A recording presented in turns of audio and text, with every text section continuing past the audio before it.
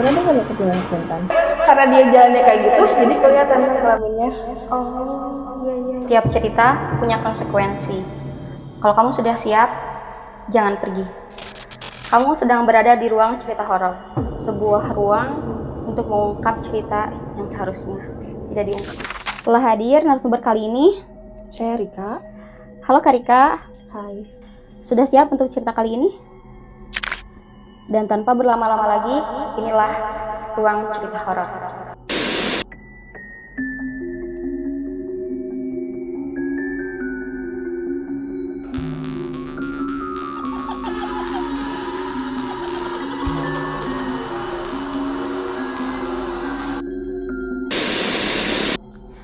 Senang sekali ya, sekarang ada kesempatan untuk ngobrol sama Kak Rika ini.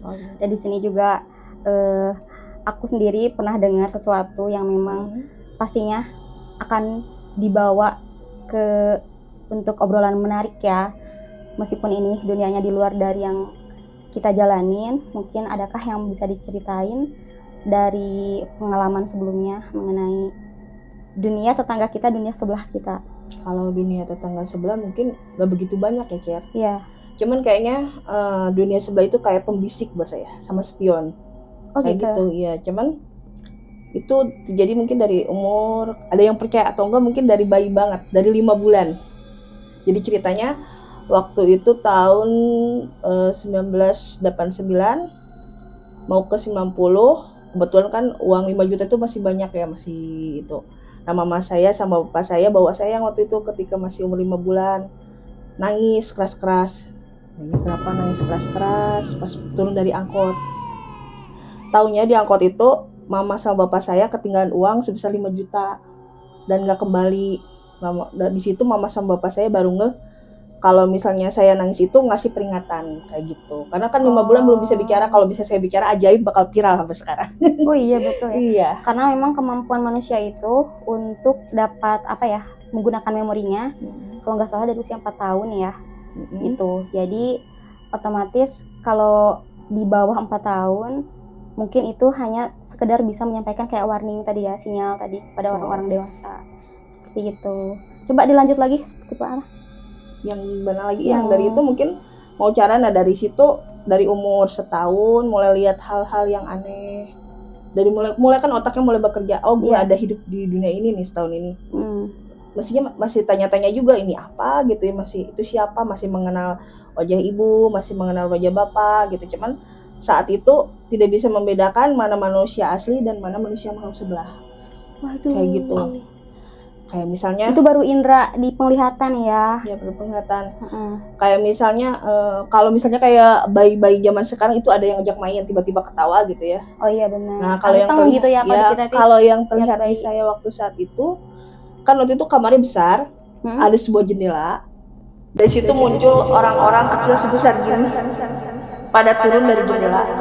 Sebesar gini? Sebesar gini orang. Ukuran termos ya kali? Iya mungkin termos. Termos gitu. Ada yang bawa senjata, berbagai macam senjata. Itu mungkin mainan. Terus itu tuh apa gitu ya, makhluk apa, kan baru mengenalnya binatang, manusia kayak gitu kan, ingatan anak kecil. Nah saat itu saya nggak tahu kalau itu ternyata makhluk sebelah. Oh seperti itu. Iya, itu berlanjut sampai umur 2 tahun 3 tahun. Itu yang makhluk yang dilihat tersebut masuk kategori menyeramkan, aneh atau bagaimana? Bentuknya sama seperti kita manusia, ada kaki dan tangan, tapi gitu. Dengan bentuk yang berbeda, kayak gitu. Kayak ada karakter lain gitu ya? Betul.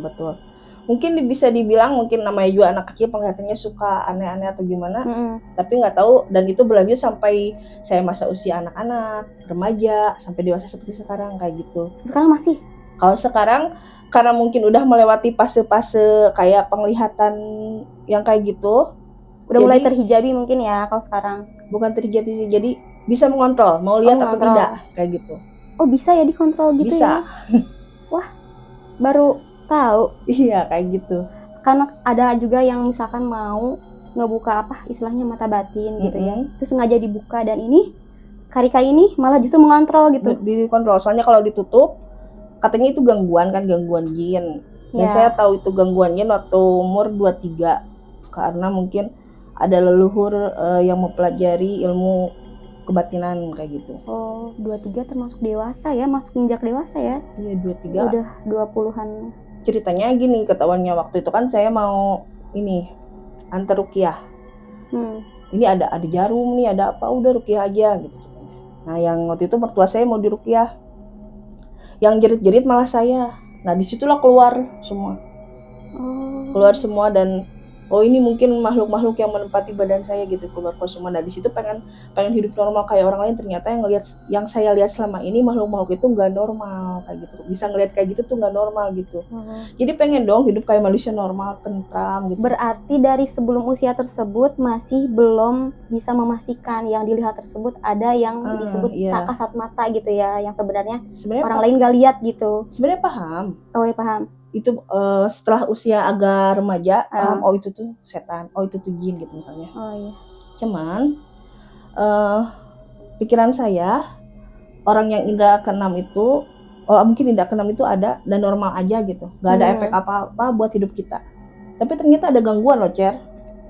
Kayak misalnya waktu itu waktu saya ruqyah, saya ngerasain ada sesuatu yang besar turun dari saya. Dia tiba-tiba dia teriak, wah, kayak gitu. Tapi soalnya lebih menyeramkan dari itu. Akhirnya saya bisa keluar dari badan ini setelah diikat sekian lama. Diikat fisik? Nggak tahu, katanya dia terikat di antara pernapasan dan tenggorokan saya. Oh, yang makhluk tersebut? Ya, dan itu ternyata ribuan dan banyak sekali. Aduh, merinding banget ya. Iya, di situ saya merasa wah itu ternyata nggak normal. Makanya saya bisa lihat teman-temannya dan yang kayak gitu, mungkin karena ini gitu. Dan ada satu kan waktu saya kecil makan saya banyak, sampai umur 20-an banyak sekali. Kayak misalnya porsi 3-4 orang dewasa bisa habis sama saya sendiri gitu. Tapi mengaruh ke fisik ya, kayak misalkan ya mungkin berat badan. Waktu dulu enggak kecil, tetap biasa aja gitu, normal, cuman kuat, badannya lebih kuat dari orang-orang normal kayak gitu. Perempuan kuat kan aneh banget ya. Cuman ya agak berat gitu, Cer. Mau ngapa-ngapain berat banget, kayak banyak gelantungin sih gue. Kayak gitu. Iya, banyak gelantungin di semuanya, banyak yang gelantungin.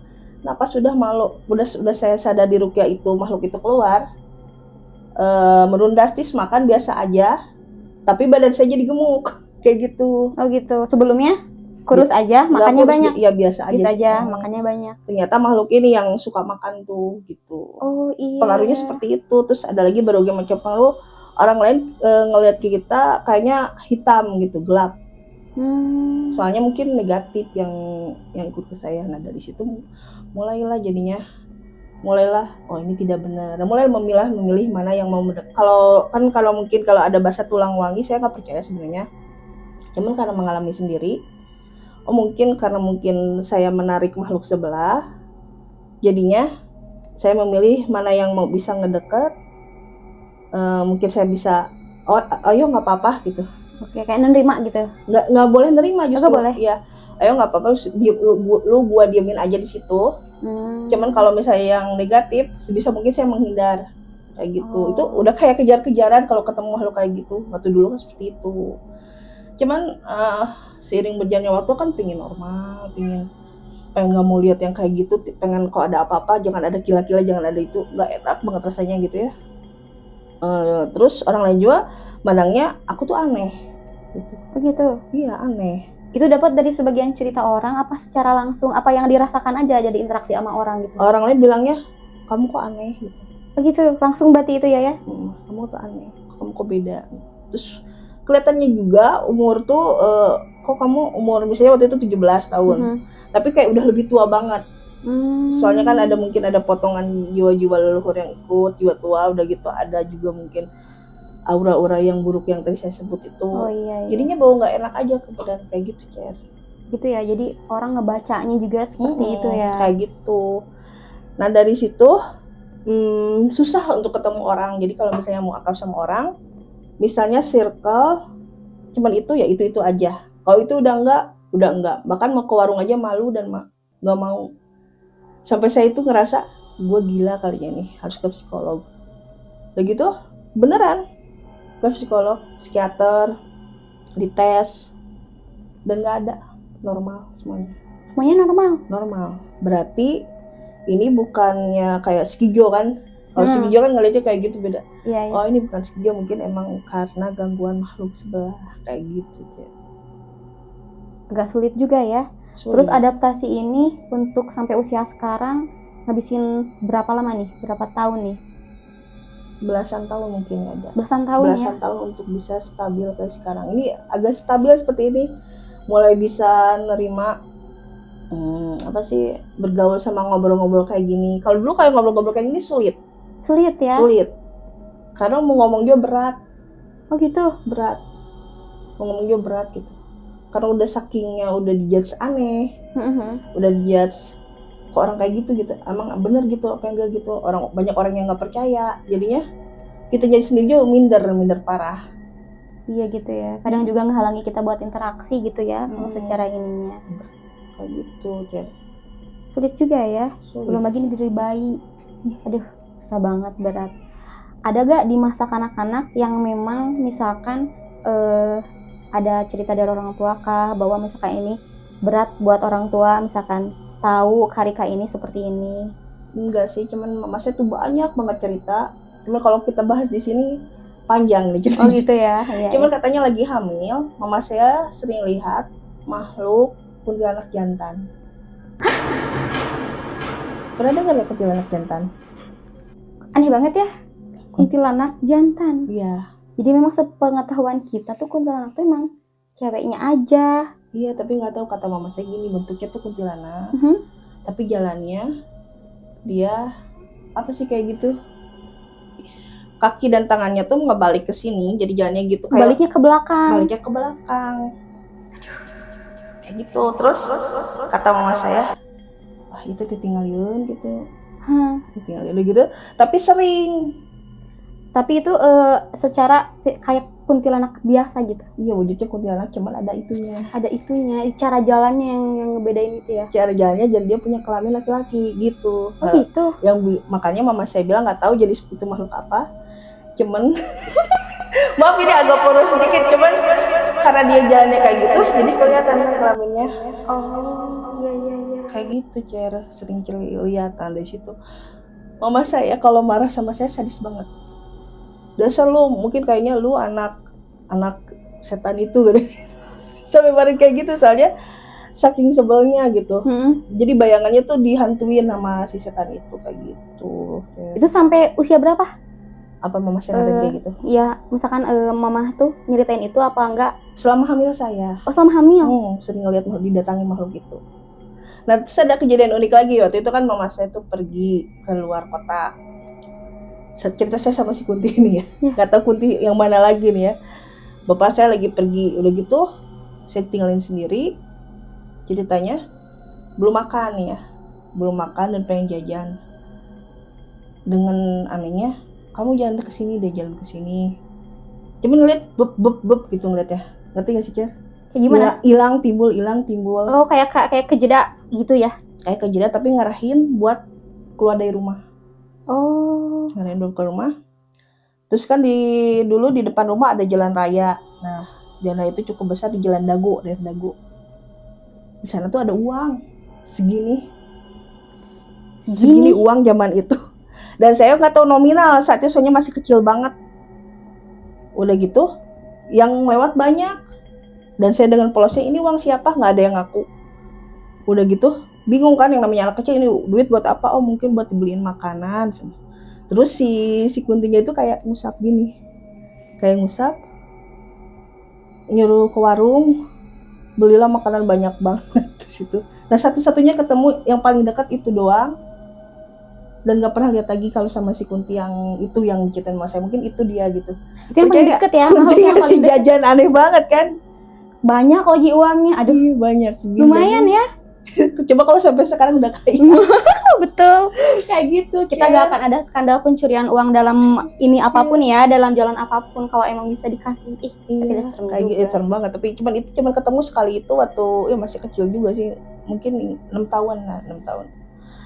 Nah dari situ mungkin ya sering lah ngeliat orang-orang kayak yang di kebun tuh kayak orang-orang kecil segede gini bisa terbang atau apa namanya, kayak peri-peri kayak di film-film mungkin. Dan tahu nggak itu tinggalnya di pohon kawung. Pohon kawung.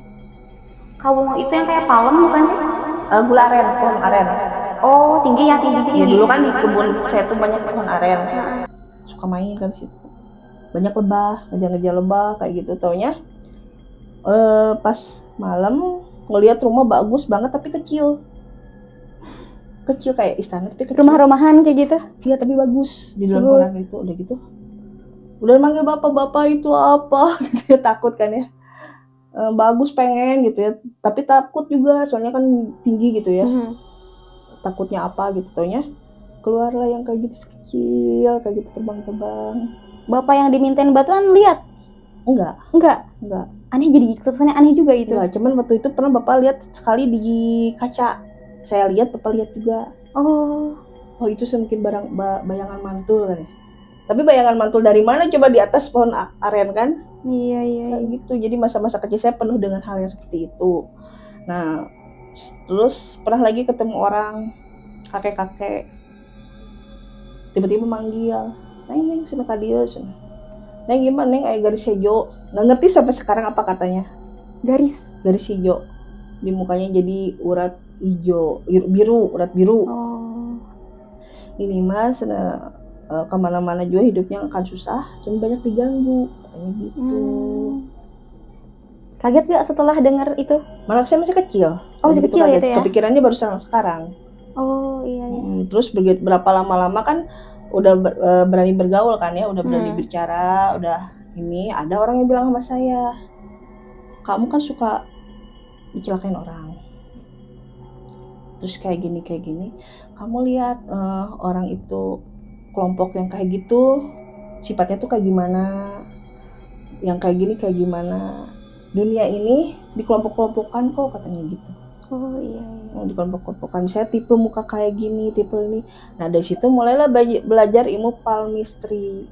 Tahu nggak cara palmistry apa? Baru dengar nih aku. Apa itu palmistry? Palmistry itu membaca karakter orang dan masa depan kayak meramal. Iya kayak meramal. Bisa dari garis tangan, garis wajah, atau kebiasaan orang, atau potongan muka kayak gimana. Itu bisa dibaca sama kita. Kalau kita belajar. Soalnya dunia ini sebenarnya simpel, gitu-gitu aja isinya. Cuman kita kurang kewaspadaan, kita nggak merhatiin sekitar kayak gitu. Iya, kadang ada istilah juga ya. Hidup itu perlu membaca, berarti di sana ada pembacaan realitas, pembacaan situasi mungkin di sana ya. Termasuk alam juga berbicara. Oh iya betul. Gerak angin berbicara. Makanya orang-orang dulu tuh kalau mau nanam, dia membaca garis bintang, arah mata angin. Kalau mau nelayan juga ngebaca dari cuaca dari apa gitu. Kalau sekarang kan apa-apa hasilnya yang penting uang. Kayak gitu. Kalau ya jadinya dari situ si mistis itu bukan aku buang ya. Karena aku nggak bisa ngebuangnya. Udah berusaha juga kan, udah diruqyah juga berkali-kali diruqyah, terakhir diruqyah mungkin nggak minta diruqyah, cuman si peruqyahnya pengen saya sembuh. Kalau saya katanya nggak diruqyah bisa gila katanya gitu.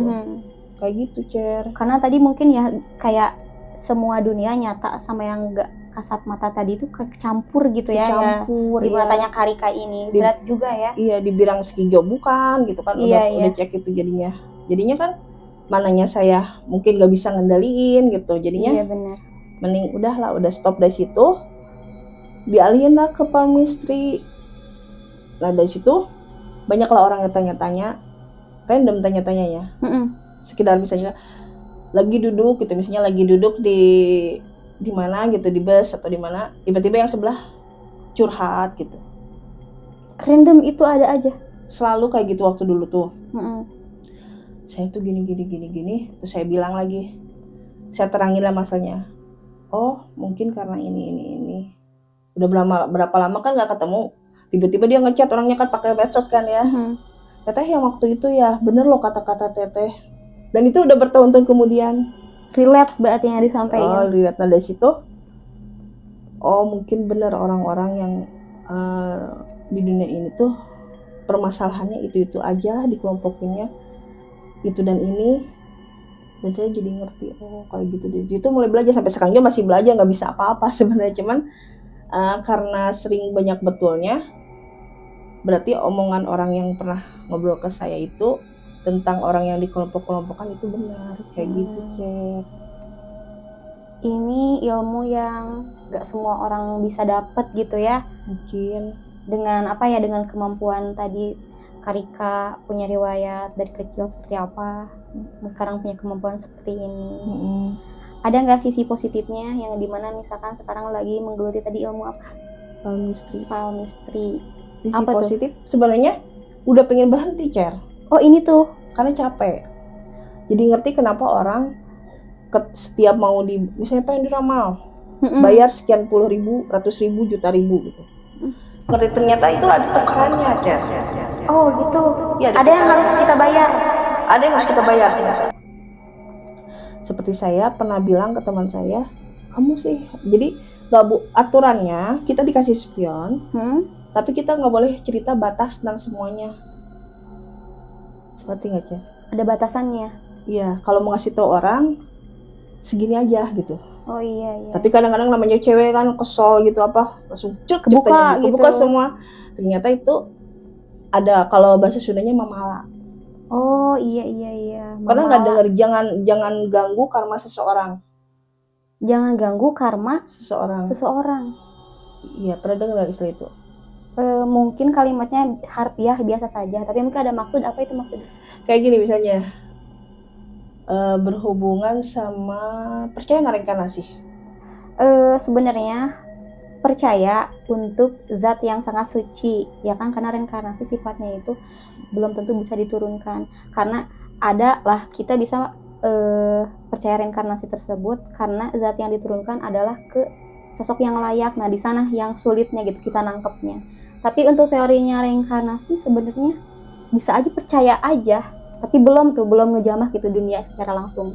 Ya aku juga percaya nggak percaya, cuman kadang-kadang ingatan aku maju mundur. Oh gitu. Bisa di kehidupan masa lalu aku, yang sebelum dunia dia sebelum hidup gitu ya, hidup di masa sekarang gitu. Iya. Jadi masa lalu ceritain kayak gini, dia tuh misalnya salahnya ini, makanya kedepannya bakal begini. Misalnya kalau simpelnya gini, orang yang mencuri bakal dihukum gitu kan ya. Nah hukuman itu harus dia jalanin, boleh kita tolongin. Kalau enggak, hukuman kita yang menerima hukuman, si pencuri itu bebas, kayak gitulah. Oh iya benar. Ngerti nggak, Cer? Paham. Nah kayak gini, kita udah digariskan dalam suatu hukum, tapi ketika hukum ini terganggu, maka ini akan merusak hukum-hukum yang lain. Jadi kita harus menanggung kayak gitu. Iya benar. Makanya banyak orang yang rela ngeluarin duit, kayak misalnya, nah ada beberapa peramal yang dia mungkin cari makannya dari situ, dari cara meramal, seperti ML, tahu kan, sama HG gitu. Kalau yang hit sekarang HG, kalau ML kan udah nggak ada ya. Nah itu karena dia mungkin butuh uang, butuh materi banyak, jadi dia nggak buka semuanya. Tapi si HG ini nggak sadar kalau yang dia omongin dia tukar dengan kesehatannya, rezeki di lainnya gitu ya kan. Kesehatan juga rezeki ya, fisik gitu ya, atau mungkin orang-orang yang tulus sama dia jadi berkurang. Pokoknya jadi hukuman buat si orang yang kita tolong itu, yang kita buka gitu, hati-hati gini gitu ya, padahal si orangnya nggak peduli, tapi karena kita udah ngebuka itu semua, kita dapat hukumannya. Seperti itu ya. Seperti itu, makanya teman-teman di sini yang punya kemampuan seperti Karika ini, sebenarnya kita pun bakal membayar ya kan, apa yang kita kemukakan gitu. Betul. Meskipun dalam maksudnya menolong orang. Betul. Jadi itu tetap hati-hati. Makanya kan ada suka kalau bahasa Sunda pananyaan orang pintar, dia nggak pernah kaya kan ya, dia nggak mau. Kamu kalau dia kaya nanti dia bakal celaka juga, jadi dia mending hidupnya biasa-biasa aja. Biasa-biasa aja, iya, biasa-biasa aja, nggak nunjukin lah. Dan memang belum pernah dengar juga ya, yang misalkan sekarang peramal tapi tercatat kekayaan segini, terkenal apa, emang nggak juga betul, sih. Iya, cuman biasanya kalau orang yang punya kelebihan benar-benar gitu ya, caranya yang tepat. Kalau aku kan nggak ada kelebihan, itu salah satu mungkin kesalahan aku ini waktu lahir, karena mungkin mama saya ngelihat si itu dan ada garis keturunan yang mempelajari hal mistis itu, jadi mungkin kayak gitu, mungkin udah saya buang juga dan ya kayak gitu aja jadinya